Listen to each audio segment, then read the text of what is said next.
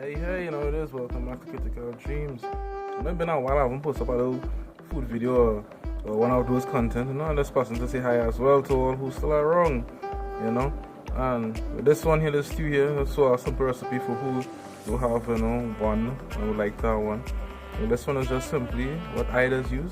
They basically size about 3 sticks. Well, size does grow up in that kind of stick looking long thing, so it is a little fine time. Some 2 chili fat up, pimentos, I put about 2 pimento in it, right?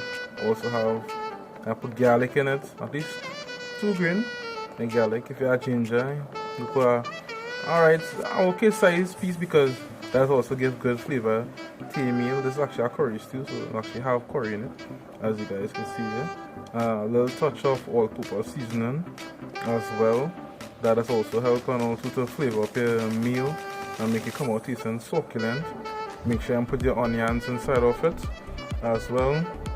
If you like hot pepper or you're not too big fan of hot pepper, you can put a little hot pepper in it, but try not to put too much down to the seeds and it should be actually awesome.